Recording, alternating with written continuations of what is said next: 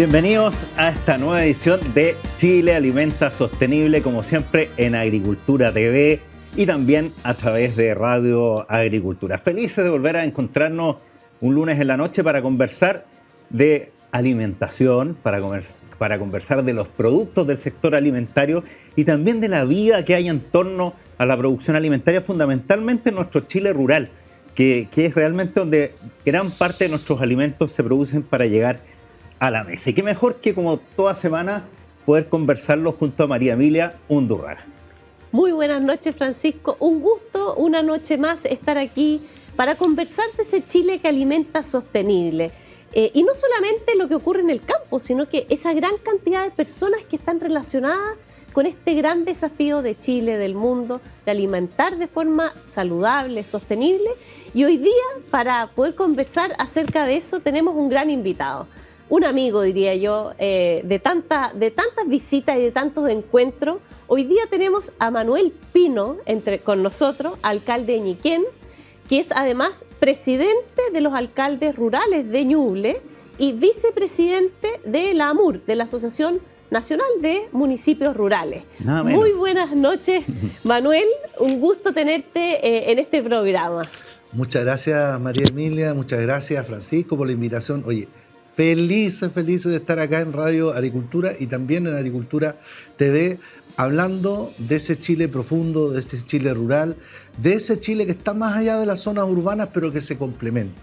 Una invitación, ¿cierto?, a un lugar que de verdad me siento muy cómodo porque Radio Agricultura, siempre digo yo, es como la banda sonora del mundo campesino, de ese Chile profundo, de ese Chile rural, con el cual este gobierno y todos los gobiernos en general siempre van aumentando esa brecha y esa deuda que se tiene con el mundo rural. Yo creo que es importante que exista este tipo de espacio para poder, en definitiva, entregar, ¿cierto?, nuestra visión desde las regiones, pero también más profundo todavía, desde las comunas como es Ñiquén.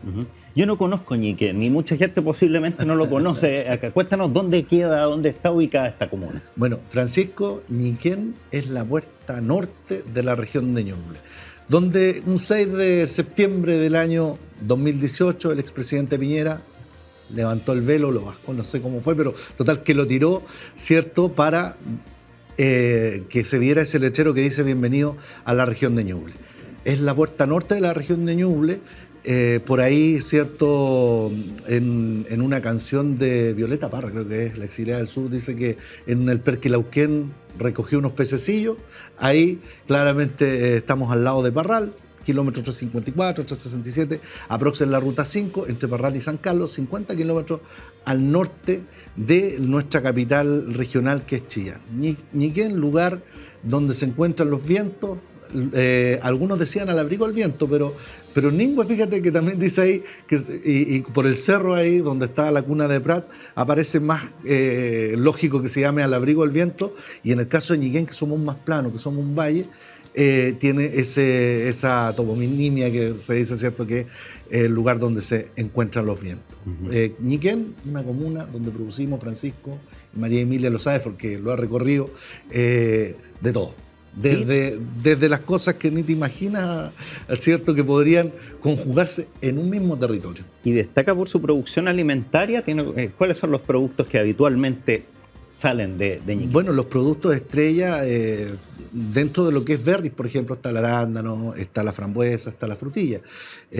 También el tema del arroz, que es muy, digamos, reconocido a nivel mundial por ser uno de los arroces más australes que se produce, porque está San Carlos, Ñiquén ahí muy pegadito, y también trigo, papa, maíz, y ahora está con harta fuerza el avellano europeo, que en definitiva ha venido a irrumpir con mucha fuerza, pero también con grandes oportunidades para el mundo campesino, que siempre uno tiene que andar trabajando ahí como rayado, como decimos, ese año bueno, años malos. La idea es que hacer una agricultura, en este caso, que permita que la gente se pueda desarrollar mejor. Bien diverso, ¿eh? La semana pasada estuvimos hablando con Carla Cordero, esta investigadora de línea que está desarrollando las variedades que en Ñiquén se cultivan. Y qué importante esa diversidad, Manuel, esa diversidad que nos permite también enfrentar o adaptarnos a este cambio climático que va a requerir ir cambiando variedades, adaptando las nuevas formas de riego. Ya seguramente vamos a poder conversar con lo que está ocurriendo en la región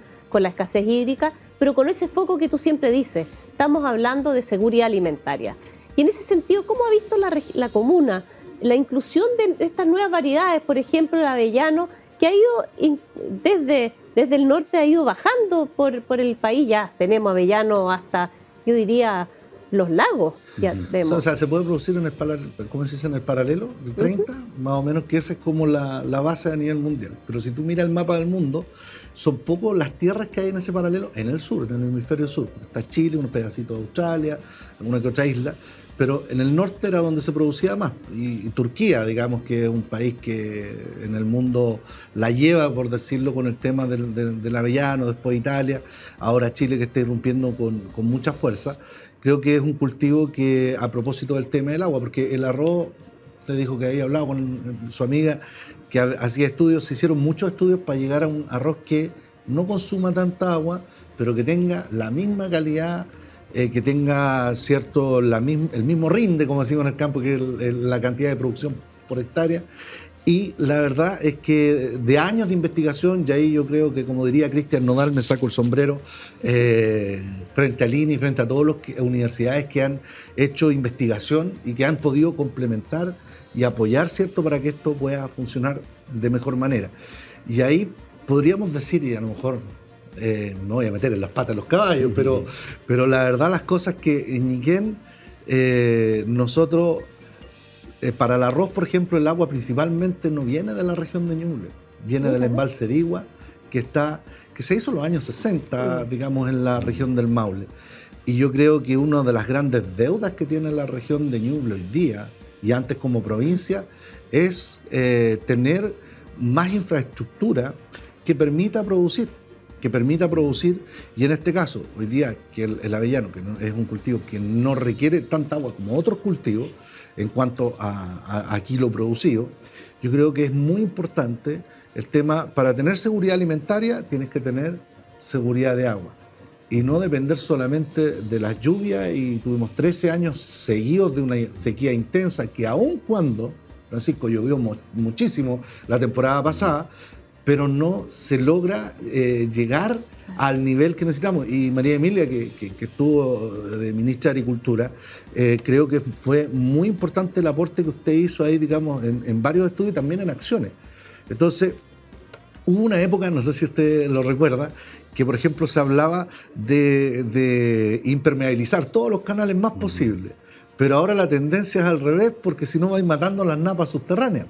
Pero si quieres ser más eficiente y eficaz, digamos, y digámoslo con todas sus letras, o sea, Ñuble necesita embalses, por ejemplo, como ese que está proyectado, que es el embalse Punilla, y otros. Porque algunos dicen, no, es que podemos hacer mini obras, y resulta que estamos hablando de que eso al final puede generar no solamente más gastos, sino que más complejidades desde el punto de vista logístico, porque en el fondo tú, para llegar con el agua a un cultivo, necesitas canalización.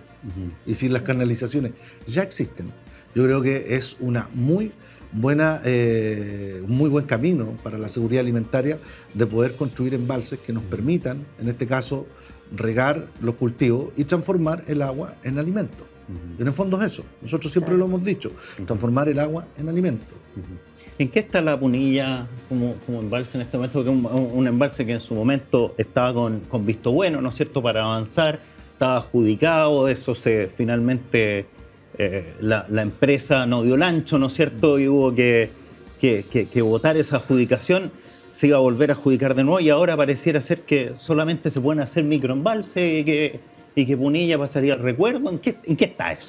La verdad, las cosas que hoy día nosotros, después de que se cae, digamos, la Astaldi, que era la empresa que tenía, digamos, la licitación, lamentablemente entró como en una nebulosa y hoy día no veo que haya una voluntad desde el punto de vista político para poder reimpulsarlo, porque se está hablando ya, vamos a hacer el embalse, lo dijo el ministro Valenzuela, que le tengo mucho cariño, mucho respeto, pero él señaló de que había que ver cómo regaban San Fabiano. Entonces, yo siempre me recuerdo de un tema que pasó en Diquillín, cuando se hizo el canal Laja Diquillín. Se hicieron canales donde los viejos nunca en la vida habían regado. Entonces, cuando tú haces un proyecto y dices, ya, pero lo vamos a hacer condicionado a esto. Yo creo que sí, efectivamente se necesita obras de canalización o de riego en San Fabián, sí.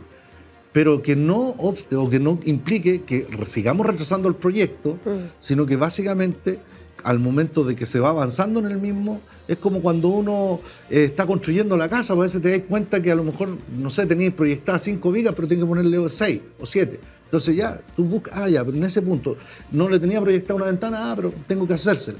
Y uno la va haciendo en la medida que la va construyendo. Yo creo que hay que dejar un espacio para que en el fondo se ejecute la obra y que paralelamente, lo que señala el ministro, que lo encuentro todo lógico, ¿cierto?, se pueda ejecutar, digamos, así como va avanzando el proyecto.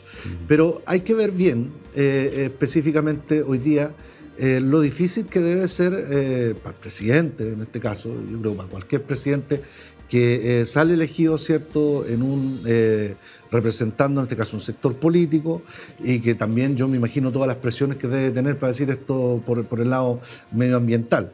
Muchas veces se habla poco menos que el Punilla va a inundar miles y miles y miles de hectáreas, y la verdad es que son 1.700 hectáreas el espejo de agua, y son 2.000 hectáreas de mitigación, y siempre recuerdo ahí, hubo una persona que fue parte del gobierno, no sé si del presidente Frey o del presidente Lago, Maximiliano Cox, que falleció en un lamentable accidente allá en la zona, que ya hablaban del embalse Munilla, estamos hablando 30 años atrás.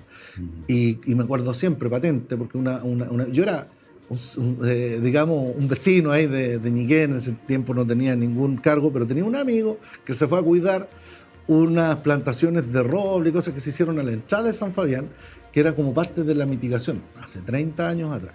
Entonces, creo que es importante de poder seguir avanzando con esa obra, aun cuando haya un conflicto, no sé de qué tipo, no lo podría mencionar ahora, porque ninguno ha dicho, porque el ministro Valenzuela dice, no, es que no tengo una opinión clara oscura del tema, o sea, no es ni blanco ni negro, y al final uno se queda con la impresión esa que no es ni lo uno ni lo otro, sino que todo lo contrario. Entonces, como que decimos en el campo, un bolinán, un poquito la perdí, para que pase el tiempo y que en el fondo a lo mejor este proyecto lo firme otro gobierno.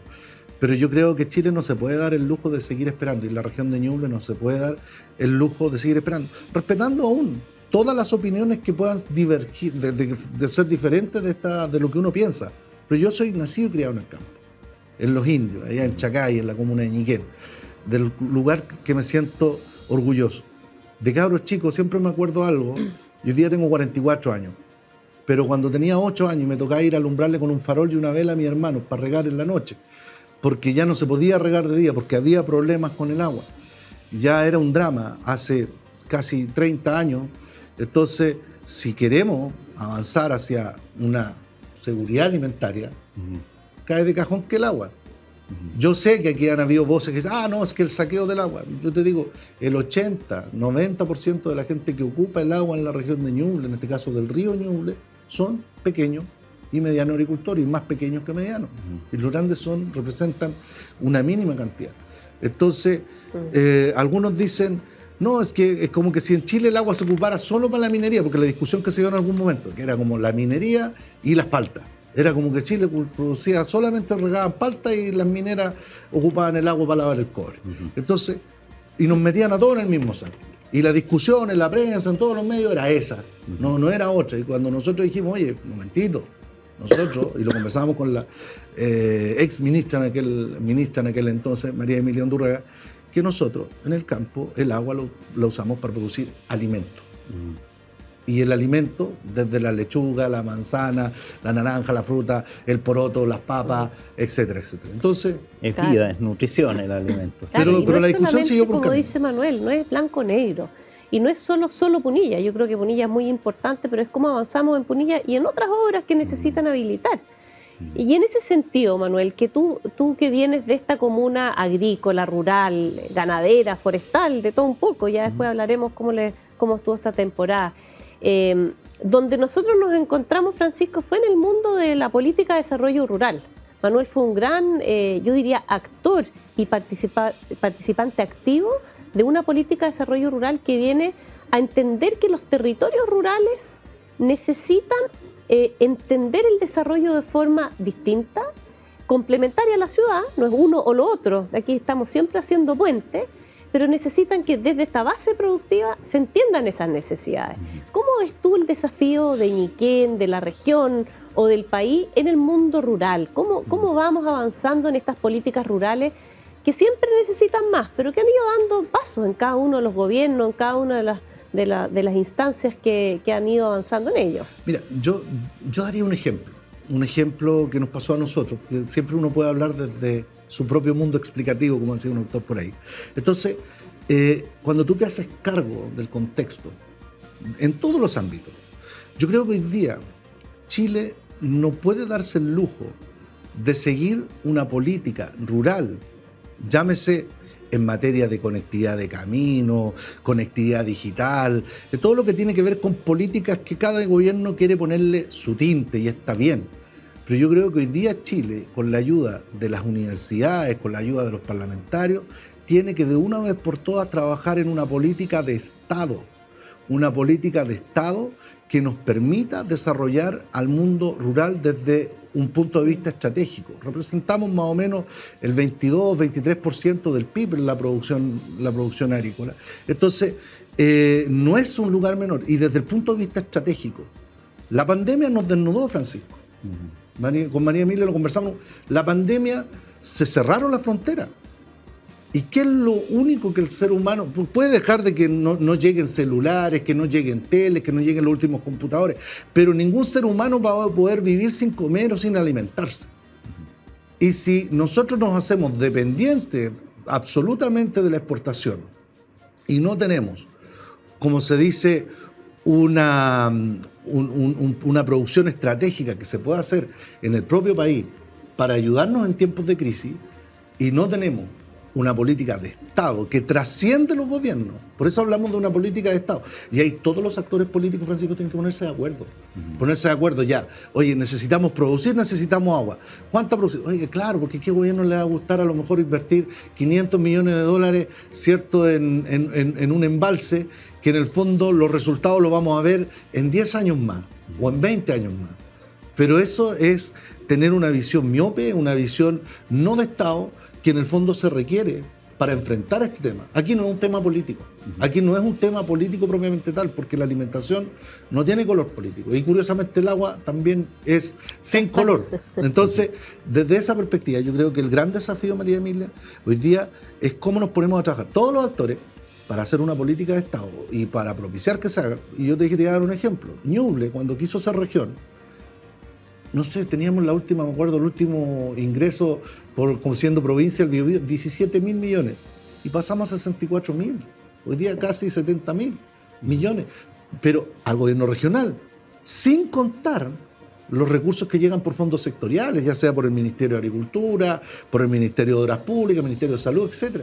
Entonces, ahí tú te das cuenta que esa lucha que se dio durante 20 años, y que este programa, que yo le agradezco la invitación y también los felicito por impulsarlo, Francisco, María Emilia, yo creo que de repente uno puede decir, claro, es una pequeña espacio donde vamos a invitar a la gente, no solamente de las zonas rurales, de ese Chile profundo, rural, con que todos los gobiernos tienen una tremenda deuda, y todos los que han pasado, en todos los ámbitos, como ya lo hemos señalado, que seamos capaces de levantar esa bandera y de hacer reflexionar que eso que usted, que vive en la ciudad, recoge cada día o va a buscar al almacén, ya sea el pan, ya sea las verduras y todo, se produce en algún lugar.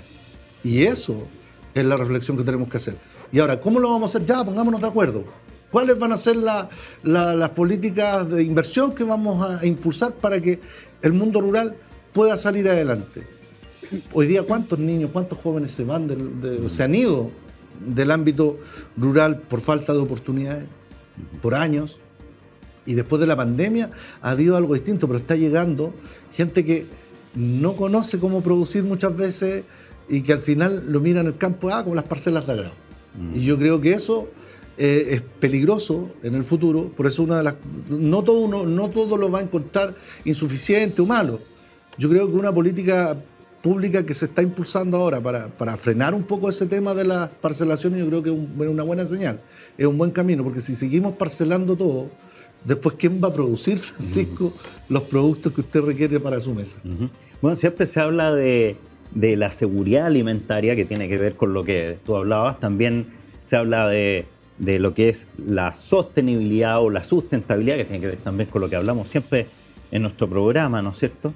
Pero al final pasa, si esto no tiene una mirada orgánica, integral, completa, y es parcializado, la verdad que pasa a no ser eficiente, porque de alguna medida, cuando uno dice, bueno, ¿qué es lo más sostenible? Hacer un gran embalse, un pequeño embalse, etcétera, nos enfrascamos en esa discusión y nos encontramos con que esta semana, por ejemplo, se inauguró un embalse en Arica, ¿no es cierto?, que iba en paralelo con el embalse hace unos años, hace 10 años atrás, con el de Ñuble, con Punilla. Y la verdad que es súper lamentable ver que en un caso ya está listo, en otro caso no, y en un caso es inaugurado con bombos y platillos, con grandes aplausos, ¿no es cierto? El presidente está muy contento de inaugurarlo, pero también debiese estar contento de iniciar un nuevo proyecto en la misma medida para que a lo mejor otro presidente más adelante le toque también entregar ese proyecto. De eso consiste una política de Estado, sin duda. Francisco, yo cuando tú me dices eso, se me viene a la mente, yo estaba en Arica, al señor presidente, a sus ministros, todos los que están ahí, ¿vamos a esperar que nuestra geografía sea como Arica para poder hacer un embalse? ¿Vamos a esperar que a lo mejor tengamos un poco menos que un desierto? Porque ahí nadie lo va a cuestionar. Nadie va a cuestionar que hagan un embalse. ¿Quién podría cuestionar que hagan un embalse en Arica, donde falta el agua? Nadie lo va a cuestionar. Pero vamos a esperar a hacer políticas reaccionarias, reaccionando a la contingencia. ¿A qué dicen las hordas de los comentaristas de redes sociales? Si el presidente dijera ya, vamos a impulsar el Punilla, vamos a estar pendientes qué dijo Juanito, Pedrito o quién. Yo creo que a veces cuando uno tiene, a mí me ha tocado ser alcalde 3 periodos, estamos ya en el último tiempo, de acuerdo a la propia ley, pero creo que si hay una cosa que cuando uno tiene que dirigir también tiene que hacerse cargo no solamente de lo bueno, sino que también de lo no tan bueno y tomar decisiones difíciles. Decisiones difíciles que a lo mejor no le van a agradar a todos. Somos seres humanos. En el contexto de las imbricaciones sociales, como decía Humberto Maturana en algún momento en su libro Transformación de la Convivencia, dice, los seres humanos somos únicos y irrepetibles y todos pensamos de manera distinta. No hay nadie igual a ti, Francisco, igual a María Emilia, ni para adelante, no va a haber nadie para adelante y tampoco va a haber para atrás, aunque sea hermanos gemelos o gemelas. Entonces, obviamente que va a haber una diversidad de opiniones y es ahí donde uno tiene que ocupar lo que se llama el sentido común. El sentido común dice que si no somos capaces de levantar, por ejemplo, este tema del embalse en la próxima década, yo no sé qué vamos a producir. Y esa es la reflexión de fondo. ¿Vamos a traer todo de afuera? ¿Vamos a estar expuestos, digamos, a que si viene otra pandemia, o ni tal Dios lo que era, como decimos, una guerra, por ejemplo, donde lamentablemente hay mucho dolor, mucho sufrimiento? Ya lo vimos, por ejemplo, con el conflicto Ucrania-Rusia, ¿cierto? Lo que pasó con el aceite en su momento, ¿no? Que ya no teníamos la producción de antes y se elevan los precios. Entonces, yo creo que esa es una de las grandes tareas que tenemos para poder salir adelante. Pero bueno, todo no va a ser mal. Importante es lo que dice Manuel, porque al final es un rol que es bien compartido. Cuando uno tiene estas crisis, lo más fácil es echarle la culpa a otro. Y en el fondo lo que hemos visto de tu actitud en la participación en la MUR, en la discusión de políticas rurales, es entender que también desde el mundo rural muchas veces nos quedamos callados, no comentamos lo que hacemos. Y este programa busca en Chile Alimenta Sostenible ser un puente, porque muchas veces las decisiones o los comentarios son desde el desconocimiento. No más agua para los agricultores, como si los agricultores se llevaran el agua para sí. Los agricultores de todos los tamaños producen los alimentos de todo. Entonces, el poder entender las dinámicas de los territorios, el poder entender que todas las acciones tienen impacto y lo que tenemos que hacer es disminuir esos impactos. ¿Cómo vamos equilibrando? Y lo hemos conversado aquí tantas veces, Manuel, el desarrollo social, económico y ambiental de los territorios, porque no es uno sobre el otro. Y tú bien nos comentabas antes que empezáramos el programa, el interés del alcalde, y por eso encuentro tan importante tener un alcalde hoy día en este programa. El interés del alcalde no es solamente un programa o un proyecto, es finalmente quien ve la calidad de vida de su gente y le importa el empleo, le importa el medio ambiente, le importa el desarrollo social, le importa el desarrollo cultural. ¿Cuántas veces hemos ido ahí con Manuel a acompañarlo en la cantidad de cosas? Porque ahí está la vida de las regiones. Entonces poder, y ahí agradecerte, Manuel, ¿qué oportunidades ves tú? Porque muchas veces uno se ve en el vaso medio vacío. ¿Qué oportunidades ves tú del mundo rural, de Ñiquén, de Ñuble, no sé? Yo creo que las oportunidades, María Emilia, son infinitas. Son infinitas. Mira, sí está bien que el ser humano, y especialmente en Chile, de repente seamos un poco negativos en algunas cosas, porque siempre las noticias que más venden son las negativas. Yo trato de leer todos los días 2 o 3 noticias positivas, porque creo que en el fondo, como decimos en el campo, la vaca nunca tiene que olvidarse que fue ternera. Yo vengo de una familia muy pobre, muy humilde. Mi mamá quedó viuda a los 26 años, 4 cabros chicos, y la única manera que podíamos salir adelante, y fue gracias a que pudimos sacar de la tierra los productos para poder venderlos, para poder transformar eso en educación, en el caso mío, con mis hermanos, para poder, en definitiva, buscar nuestros propios caminos y servir, digamos, en este caso, como un granito de arena a que le entreguemos este mundo mejor a las generaciones que vienen.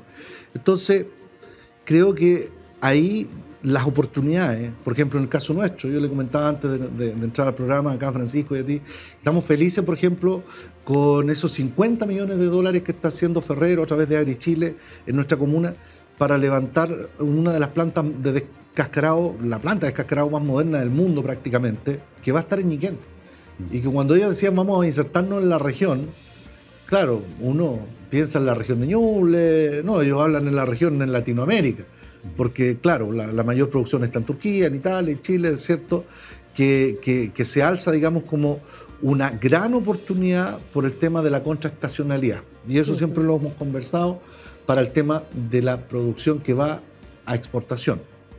Ahora, ¿cómo logramos esas oportunidades? Tenerla, pero no quedarnos, ¿cierto?, con la impronta o la sensación de que tenemos gran diversidad de producción en la comuna y que ahora vamos a poner solo avellano europeo y vamos a poner todos los huevos en la misma canasta. No es así. Nosotros queremos que hayan estudios, y ahí le pongo el desafío también a María Emilia, que yo sé que está en el mundo de la academia ahora ahí a través de la universidad, y así como lo hizo su amiga, ¿cierto?, con el tema de la investigación, Alinea también, que lo conversábamos, no solamente el avellano europeo, sino como también logramos que la avellana que se produce en San Fabián, por ejemplo, ahí, y que anda recolectando la señora Cecilia por allá a Suazo, que le mando un saludo también, que he conocido mucho del avellano nacional, del avellano chileno, gracias a ella, y de ver cómo cosas tan sencillas, de cómo la recolectan, cómo la procesan, cómo la ponen en la cayana para tostarla, para transformarla en harina, qué sé yo, u otros productos, y cómo los distintos estudios pueden hacer que esos árboles endémicos también tengan un protagonismo importante en el tiempo que vamos a ocupar en el desarrollo, en este caso, de políticas públicas, que no solamente se trate de regalar un arrayán, un roble o esas plantitas típicos que se regalan por parte de nuestros amigos de CONAF, que se agradecen, por cierto, pero también buscar la fórmula de cómo podemos desarrollar estos árboles que son un poquito más complejos y cómo con ellos podemos ayudar y contribuir al medio ambiente. Porque aquí no es que pelee un punto con el otro, porque se habla muchas veces como que si la gran cantidad de producción silvagropecuaria fueran solamente pinos y eucaliptos.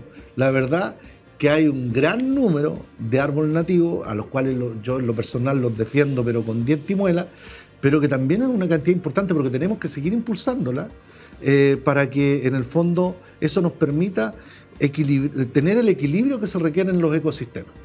Y es así que a mí también me ha tocado estar en la lucha con Maxagro, por ejemplo, que se quería instalar, llevamos 5 años peleando con esos viejos, que se querían instalar con unos chanchitos ahí en la comuna, pero creo que en el fondo, antes de instalarse, yo creo que falta que se desarrolle más en ese tipo de empresas esos efectos colaterales que existen en cuanto a la mitigación del entorno. Pero ¿cómo se hace? Con investigación, mejorando los sistemas de riles, ¿cierto? Que en el fondo que se producen, ¿cierto? Cuando hay una concentración ya sea de aves, ya sea de cerdos o cualquier tipo de animal que son necesarios, pero yo creo que antes de mostrar bien cómo va a ser la fórmula para evitar el tema de los malos olores, el tema de la contaminación cruzada, etcétera, etcétera. Y ahora que está la patada con el tema de la gripe aviar, que el SAC hizo un llamado y hacerle el RUP a las gallinas. Por ahí los viejos me preguntan cómo lo vamos a hacer ahí para sacar el RUP y las vecinas, sobre todo en el campo, que el rol único en este caso de las aves, que hay 47 millones de aves de corral que hay en Chile, de las cuales 12 millones son gallinas ponedoras. Entonces, claro, las que están ahí, y va a ser un gran desafío, María Emilia, que fue ministra, porque claro, la gente dice, pero en el campo, ¿cómo voy a ir qué voy a tener que ir, don Manuel, al registro civil con la gallina y a sacarle el RUT, y después si se me ocurre matarla, voy a tener que un certificado de función, no sé, pero yo les decía, no, pero es un alcance que es más profundo, que es cómo enfrentamos esta gran crisis de la gripe aviar. Sin duda. Manuel Pino, alcalde de Ñiquén, vicepresidente de la MUR, de la Asociación de Municipios Rurales. Ha sido un agrado, una conversación relajada, muy grata, así que buen regreso a Ñiquén y nos vemos en una próxima oportunidad. Muchas gracias, Francisco, por la invitación. Muchas gracias, María Emilia. Que Dios les bendiga mucho, para que sigan avanzando, ¿cierto?, con este programa, que de verdad es muy importante. Y a usted que nos estuvo viendo, que estuvo hoy día un poco conociendo más de ese Chile profundo y rural, con el cual este gobierno y todos los gobiernos tienen una tremenda deuda, también nos pueden ayudar. Hay un 83% del territorio de nuestra patria es rural. Hay un 53%, poquito más de la mitad de gente que tiene agua potable. Hay un 16% que tiene acceso a la conectividad digital. Tenemos en la región de Ñuble un 59% de escuelas rurales, que representan más o menos 14.000 estudiantes. Chile tiene alrededor de 300.000 habitantes también, estudiantes en el mundo rural. Hay mucho por hacer, desde el transporte escolar, por ejemplo, que nosotros no tenemos Transantiago, no tenemos metro, los viejos que tenían micros que corrían a medio morir saltando con sus micros durante la pandemia quebraron y ya no volvieron. Y por lo tanto quiero hacerle un llamado al gobierno, al ministro de Educación, con quien tengo una gran cercanía, que hemos conversado, estuvo en la comuna, él conoce la realidad, don Marco, ayúdenos con el tema del transporte escolar, es urgente, el mundo rural no tiene cómo mandar a sus niños y niñas allá, y de esa manera vamos a poder hacer de este Chile un Chile más próspero, un Chile desarrollado y por sobre todo más justo. Muchas gracias, Francisco. Muchas gracias, María. Muchas gracias, Manuel. Muy buenas noches y ya seguiremos conversando. Liderazgos, tantas cosas que hay que hablar para poder volver a reencontrarnos con ese Chile profundo, el Chile que alimenta sostenible. Eso es, vamos a una pausa y luego nos encontramos con Graciela Urrutia en la segunda parte de nuestro programa.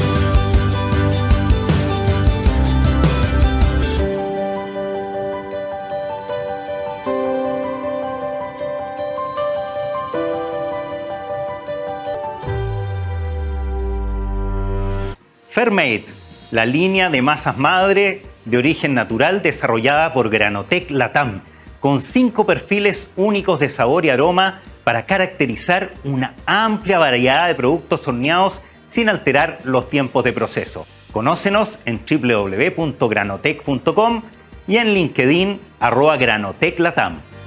Bueno, y estamos de vuelta con este Chile Alimenta Sostenible desde Agricultura TV, también desde Radio Agricultura y por supuesto también a través de Zapping TV en el canal 182 Agricultura TV. Y nos pueden ver en YouTube también y pueden viralizar, ¿no es cierto?, este programa hasta el infinito y más allá, como decían por ahí. Y María Emilia, bueno, y ahora tenemos una entrevistada distinta a la anterior, pero que tiene que ver mucho con innovación, tiene que ver con generar ecosistemas también de innovativos, valga la redundancia, para el sector alimentario, con empujar también a quienes están emprendiendo en el sector y generando nuevos proyectos.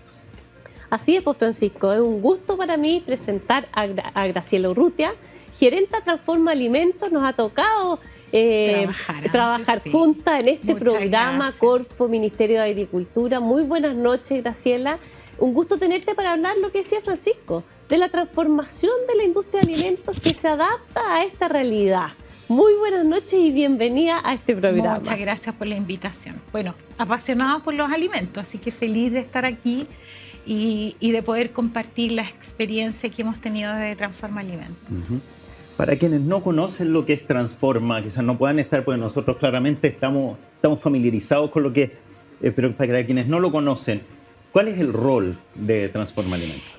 Transforma Alimentos nació en el año 2016 con apoyo de Corfo, para justamente un programa estratégico nacional para impulsar la diversificación, la innovación, el emprendimiento en la industria alimentaria, aprovechando las oportunidades que se estaban dando, pero también resolviendo brechas. Y el mecanismo es a través de la colaboración público-privada, academia, sociedad. O sea, esta es una tarea de todos, nadie sobra y todos podemos cumplir un rol en hacer una industria más competitiva, más sostenible, que ahí vamos seguramente a conversar de qué es la sostenibilidad en la industria, y sobre todo que dé muchas oportunidades para el bienestar de la población, que somos todos nosotros. Claro. Así que es una mirada de largo plazo, basada en la colaboración y aprovechando la oportunidad y resolviendo dificultades. Ahora ahí se armó una hoja de ruta, muchos proyectos, muchos actores y todos empujando con una visión común. Eso es como la mirada estratégica de Transforma Alimentos. Claro, innovan en la forma y en el fondo, un poco todo lo que ha sido nuestra conversación durante esta semana, ya meses que llevamos, más de un mes llevamos en este programa, cuando queremos ver estas visiones compartidas de distintas personas, porque cuando vemos el Transforma Alimentos de hoy, que está en el fondo vinculado intrínsecamente, como decías, con lo público, privado, sociedad civil, ¿cómo ves tú, Graciela, que esa colaboración da fruto en el pensar en la diversificación de la industria? ¿Dónde ves tú que esa colaboración nos ha ido ayudando a adaptarnos a este desafío que es global? Yo creo que se da virtuosamente en muchos temas o eslabones, y es lo que les decía cuando partimos. O sea, la industria de alimentos yo diría que es una industria de industrias por la cantidad de conocimiento, actores, desde la producción primaria hasta el consumo. Tenemos mucho donde mejorar, pero también donde conectar. Y justamente los eslabones es donde se producen de repente ciertas descoordinaciones entre productores y empresas, proveedores de insumos, el tema de los investigadores con academia, digamos, empresa, sector público, empresas. O sea, tenemos un ecosistema en donde la virtuosidad de poder conectarse genera siempre innovaciones y de hecho mientras más diversas sean esas conexiones, mejores son las innovaciones. ¿Algunos ejemplos que te puedan poner orgullosa así de conexiones, de vínculos, ¿no es cierto?, que hayan producido ese match virtuoso para generar algo nuevo, distinto? no quisiera ser injusta porque voy a nombrar a alguno y me dicen, no me nombraste a mí. Tengo espacio para que nombres 10 si quieres. Aquí tienes toda la libertad, Sí, Graciela. o sea, hay mucha experiencia muy bonita y sobre todo de encadenamiento. Por ejemplo, hay una experiencia para que agrupa varios y que tiene que ver, cuando nosotros partimos, la primera etapa era como habilitar mucho proyecto de I+D, infraestructura, para que las innovaciones pudieran crecer y no quedarse en intento y morir ahí en el intento, sino que la idea es que lleguen al mercado. Después de eso vimos justamente alianzas con ProChile y con distintos actores, porque ya con los productos listos, cómo ayudas en las conexiones, a que lleguen al retail, a que puedan exportar, a que amplíen a lo mejor sus canales de venta a través del e-commerce. Nosotros lo que hacemos es conectar puntos, digo yo, donde hay oportunidades de conectar las empresas, los emprendedores, para apoyar su crecimiento, su salida al mercado. Y ahí impulsamos múltiples iniciativas desde un principio, con el apoyo de Corfo, el Ministerio de Agricultura, a través de distintos instrumentos, y de hecho María Emilia conoce que cuando no había instrumentos, se crearon instrumentos como los polos territoriales, de manera de encadenar, por ejemplo, productores pecuarios, de legumbre, con la industria transformadora para llegar al mercado. Entonces, lo que buscamos son impulsar iniciativas que tengan impacto finalmente y que muevan la aguja a nivel interno y a nivel externo. Oye, y la pregunta del millón, porque aquí pueden haber muchos emprendedores, emprendedoras que están en la industria. ¿Cómo postulan? ¿Cómo se acercan? ¿Cómo pueden aprender? Muchas veces uno aprende también de los caminos, de los errores de otros. Hemos conversado que muchas veces uno ve los casos exitosos.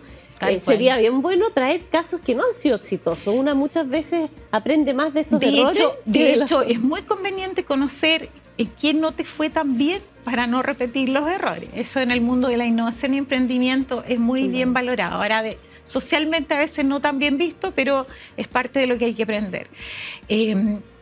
Yo creo que de todas maneras se aprenden de los errores y los casos de éxito. Por ejemplo, lo que les iba a mencionar, el catálogo de innovación alimentaria. Es una de las iniciativas que ya vamos en mayo, así que estén atentos.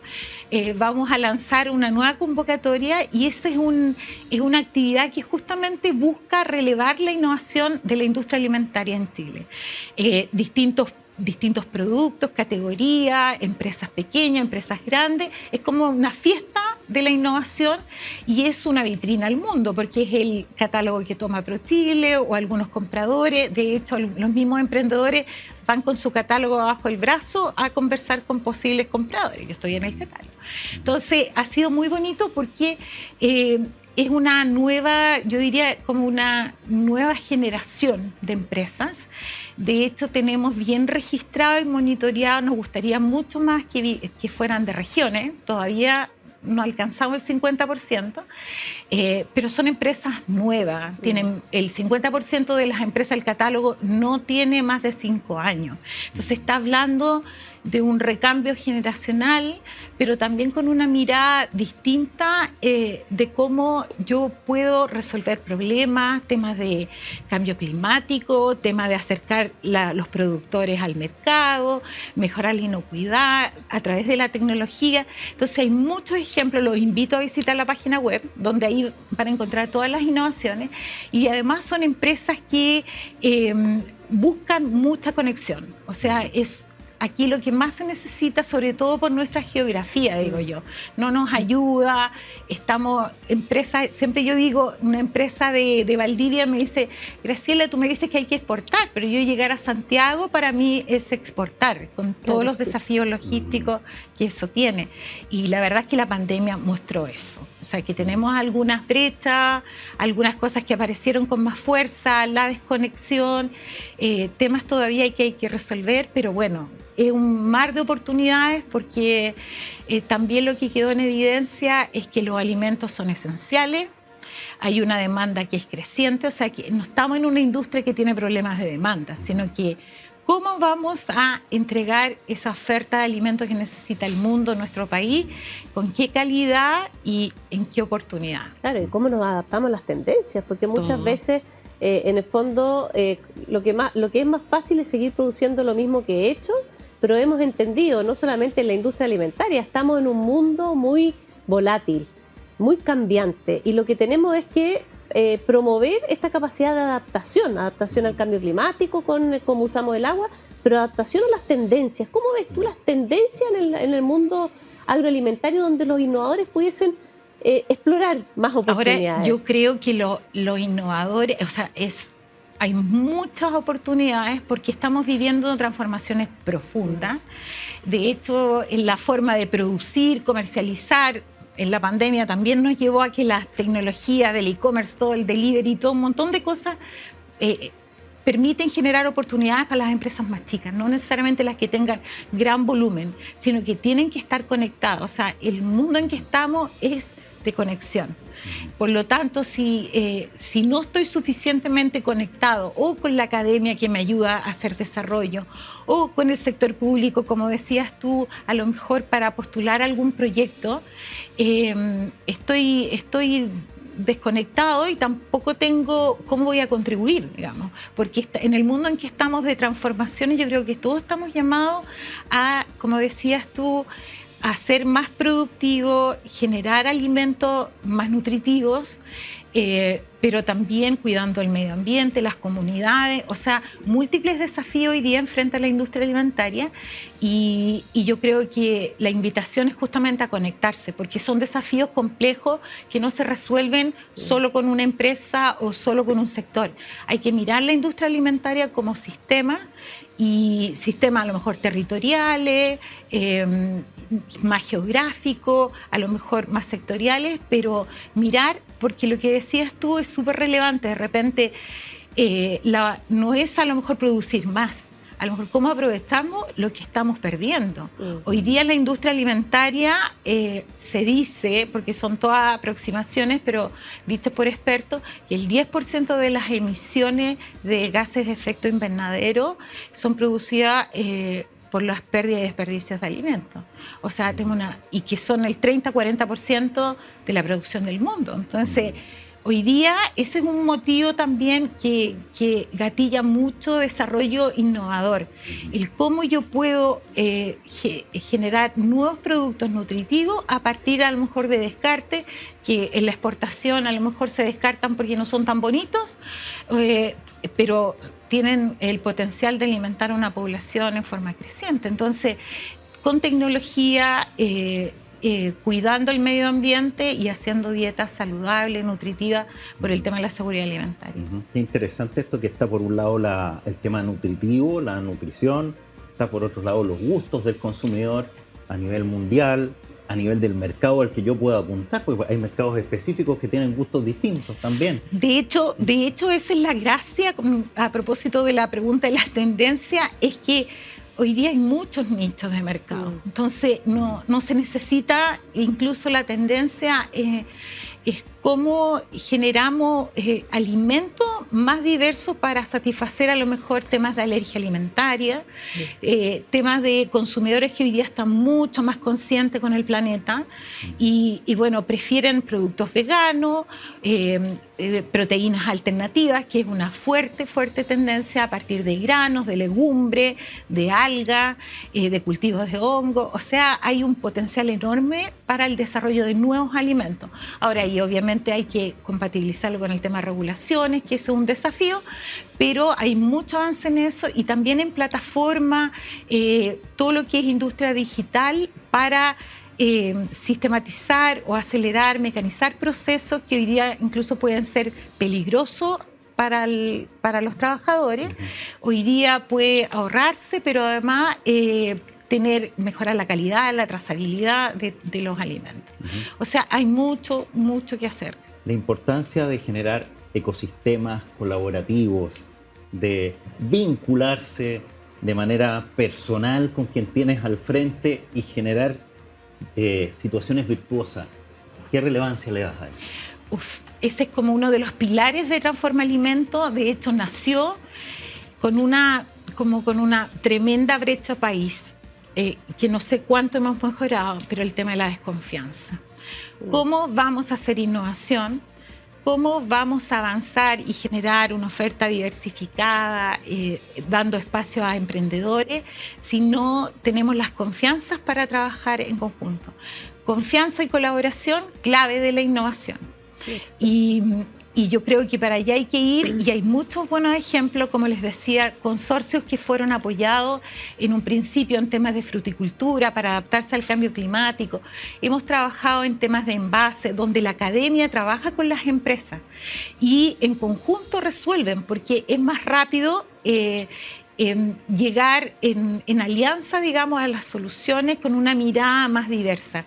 Y bueno, obviamente el sector público en apoyo con política, con incentivo presente, yo creo que es muy virtuosa las conexiones y la verdad es que es muy necesaria.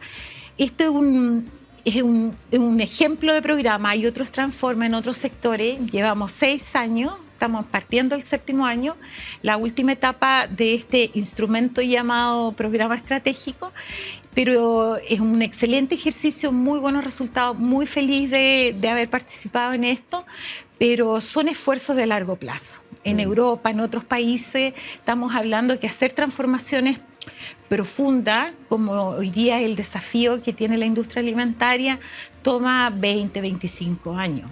Cambio, digamos, con cierto impacto.